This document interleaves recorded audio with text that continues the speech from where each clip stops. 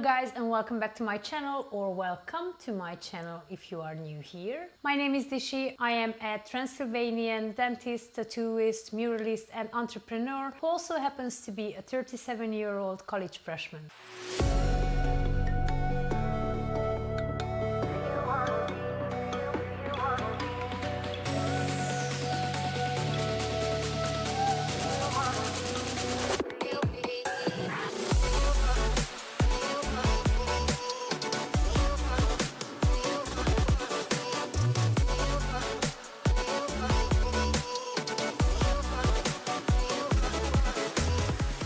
Last week I brought you guys to my very first day of college, and you came along to my weekend prior to the first day of college. You saw me prepping and being ultra nervous, looking forward to college to start. Since then I have catched a routine of being an unconventional student, but trust me, it really takes time for the thought to settle in. On my very first day, after we finished orientation and after we had our first class, I sat down in a gazebo set out in campus with my new friends, and for a brief moment I shut my eyes thinking, what the hell did you get yourself into, Dishi? I was sitting there with four young girls, I'm talking 18-20-year-old girls, and I was listening to their excitement, to their fears, basically them trying to grasp the reality of the beginning of their new adult independent life. And in that particular moment I couldn't decide if I was in a better or in a worse situation than them. Going back to school later in life honestly can be scary. You are an adult who has a family, a job, responsibilities, and who is perfectly content with the peace that their everyday life gives them. And suddenly you are there in a situation where emotions like fear, imposter syndrome, anxiety, and also regrets can flush you. And this happens all because you think that your time is up. You see these very young kids and you think to yourself, what the hell am I doing here? My place isn't here. My place is near my family, my job. My place is providing to the people surrounding me. I don't have time to do all of this. I only have such little free time in my everyday life. Why am I wasting it on something that it's not maybe going to serve me on the long haul? Right now I actually have to go to classes. I have to go through intense exam sessions. I loved the peace that my everyday life brought me. I loved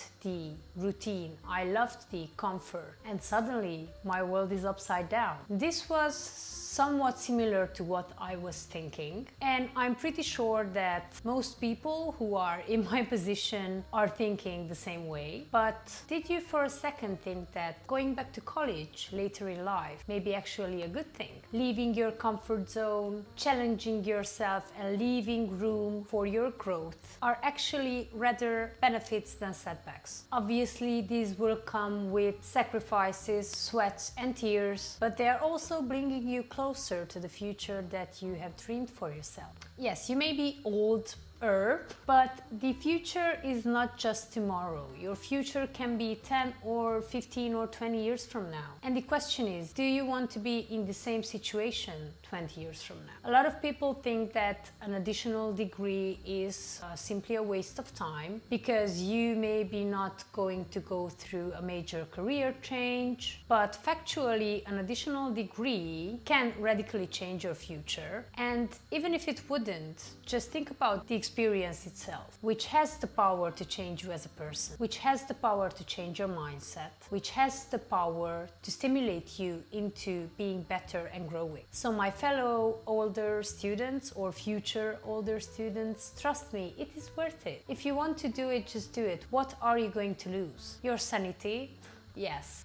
Your free time? Yes. Quality time with your family, your friends? Yes, but these are stuff that you can manage. This is why I created 5 tips, which I'm going to provide for you to ease the misery that you have put yourself into. My first tip is choose a program that fits your lifestyle. When applying to college, you can always look for flexible options like part-time enrollment, evening or weekend classes, online modules, hybrid formats. This way your studies won't clash as much with your family family or work responsibilities. If you are looking for a full-time program, then you have to make sure that you being present is somewhat feasible, because in these cases, at least in our area, being present matters. It's actually being part of your final grade. Try to look for something that is more compressed, like a modular system, which we have. Modular systems are highly flexible because, for example, in our case, we have 4 modules, which means that your schedule will change by rotation every 7 to 11 weeks, meaning that you are maybe going to have more time for your personal life. Every time the module changes, you can just freshen up your schedule a little bit, and you can actually arrange your personal time around classes. Just a personal example, I would have been better off if I applied to general medicine. And I did, and I got in. But it would have taken me an additional 5 years until I graduated, and also an additional 5 years to complete residency. So I would have been 47 when I completely finished the program. It would have taken me the double amount of time for my presence on courses and on practicals, and obviously my schedule would have been more crowded than it is on the program that I'm doing now, the medical cosmetology. Eventually, thinking about the qualifications that I already have, being a dentist, having my master's degree in medical research, it would have given me probably the same medical authority and the same possibilities further on. So even though I really wanted to be a med student, I had to choose wise, because I'm not young anymore and I'm not getting any younger either. So when it comes to your program, you have to be very set on your decision. You have so much going on in life already that if you want to study further, you have to somewhat construct your studies around your life and not vice versa. My second tip is to leverage your life experience. Thinking that your age may be a disadvantage for going back to school may be an easy assumption. You don't have the same patience, the same excitement, and not even the same brain capacity that maybe your younger peers have. But actually being older in a college setting has more advantages than you think. Playing this whole field is practically pretty easy. You just have to use the skills that you already gained from work, managing responsibilities, and the problem solving that you managed to learn throughout all of these years since you're an adult. Professors are going to value your real life insight, and they are going to value your bravery as well. To be honest, I only got positive feedback so far from my professors and my peers, because it really takes a great amount of courage for someone to take the leap on going back to school later in life. Your brain may not react as quick as your fellow student's brain, but your comprehension and overall insight is definitely stronger. Your party animal days are over, so you can take everyday college challenges in a wiser way, enabling you to focus on your goals and giving you time to study everything in time without panic cramming the material one night prior to the exam. Just a personal example, I had a very active social life as a student, and I'm not ashamed to admit that I did go overboard a few times. I mean, this is what you do in college. And having fun and partying in college is actually something very common, and I do really think that this is how life should go. I mean, yes, you have to have responsibilities, but you also dare to have a good time. When you are going to have a good time, if not in your 20s? The other thing is that when you are young, you suffer from FOMO in certain situations. And that is because the legendary nights, you know, the ones that create the capital letter stories in college, are there with a purpose. And you are going to remember these times and not the exam sessions and not the periods when you were studying. So you need to kick off the steam in your college years, and socializing, networking, and having fun with friends is the way to do it. Like that one night when we stole a toilet from a dorm and we slid it on a skateboard to a totally different part of town. These are the stories that you are going to remember. You are not going to remember what grade you got from morphopathology, for example. And this is okay, because in your early years you are prone to party. But when you are older, actually this section of college life is going to be 100% absent. All you need is a bubble bath and some cuddles from your partner. You also have to think about the fact that this may not be the first time you doing this. Even if you don't have a previous college experience, you did apply to a new job. You did start something on your own. You had already situations in life when you had to learn something new. You just have to catch inspiration and experience from all those situations, and you are going to see that it is not remotely as hard as you think that it is. In my case, being a medical and an artistic professional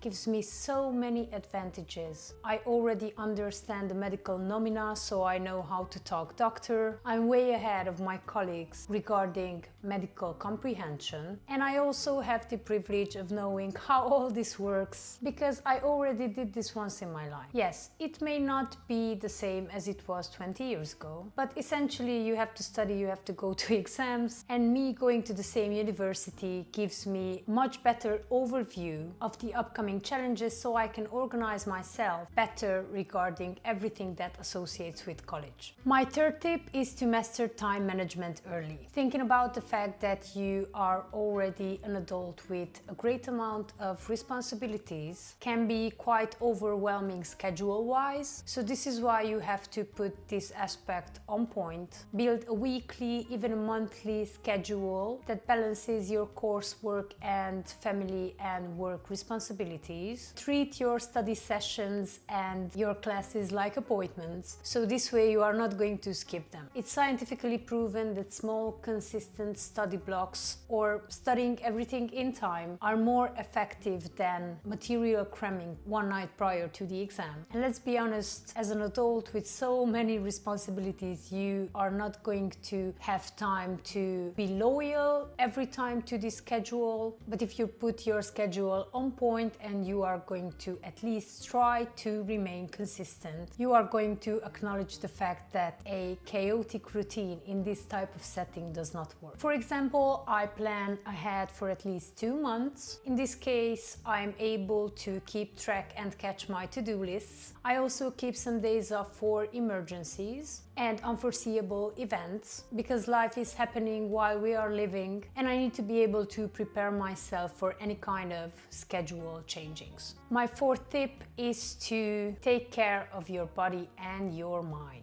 Going back to school later in life can be stressful, so make sure that you prioritize your sleep, your nutrition, and your exercise, and also mindfulness practices to prevent burnout. A healthy routine, which implies all the aforementioned, will help you with your memory, will help you with your focus, and also your resilience during exams and busy semesters. For example, I try to exercise every day for at least 20-30 minutes. In this way, I can shake off the physical stress. I also meditate at least every 2 days to keep myself grounded, and I choose nature as much as I can to clear my mind. But for me, it is also very important to make time for my companion, for my people, my friends and family, and also for my hobbies. As much as it seems that you will not be able to have time for all of these, trust me, you will, and my advice is for you to exploit every possibility to occupy yourself with what you really like in the company of someone pleasant. Doing all this will prevent monotony in your routine, and as I mentioned earlier, it will prevent burnout. Sadly, burnout can quickly crawl under your skin, and it can lead to more serious conditions such as depression and anxiety.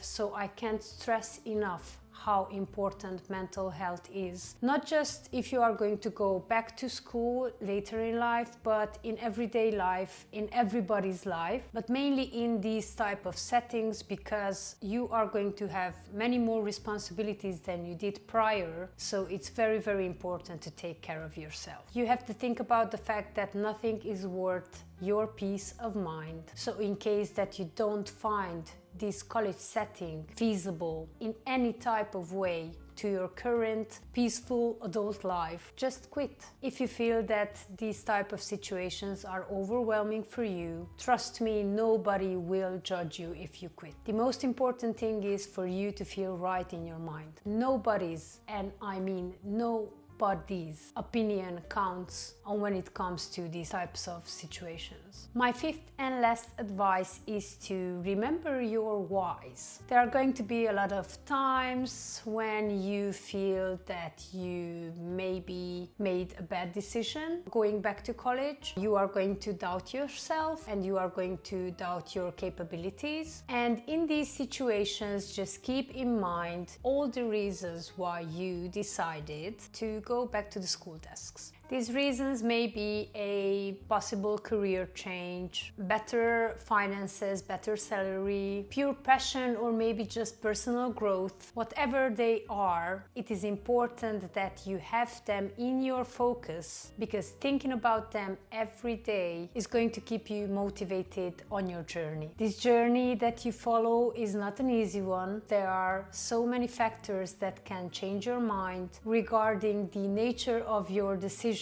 But as I told you earlier, it is not something that is mandatory. You can change your mind anytime you want. Remember also the fact that your reasons may be very different from your younger peers, so make sure you are not comparing yourself to them. And if you are in the unfortunate situation that you do, keep in mind that you have something very valuable that they don't have, and that is life experience. Life experience, in my opinion, is an asset. It's not by any means a drawback. So you just have to think about the fact that you can do this because you are wiser. We are 43 women in our class. We used to be 44, but someone quit. Just a simple example that you can quit in the first week, on the first day if you'd like to. So we are 43 women in our class, and only 5 of us are over 30. The rest of the girls are very young, 18, 20-year-old girls. And out of curiosity, I asked some of my older peers upon the reasons why they got back to school, because they seemed women who were already pretty accomplished like myself, and it was so beautiful and encouraging to hear all the different reasons that can stand at the core of making a decision like this. So make sure you don't forget why you chose this. Okay, you guys, these were my 5 tips on going back to college later in life. I'm very sure that there are so many more good advices that someone can follow or hear out being an unconventional student, and this is why I'm very curious about your input. So please write down your personal advice in the comment section below. Thank you very much for watching this week's vlog. I really hope you enjoyed it. If you are curious of how I prepped for my first day of college and how the day actually was, make sure you watch my last video. You can also join our little YouTube family, so make sure you like and share this content, subscribe to my channel, and if you want to find out when I'll be posting next, hit the notification bell so you will be updated. Talk to you soon, take care, stay in school, see you in my next video. Bye!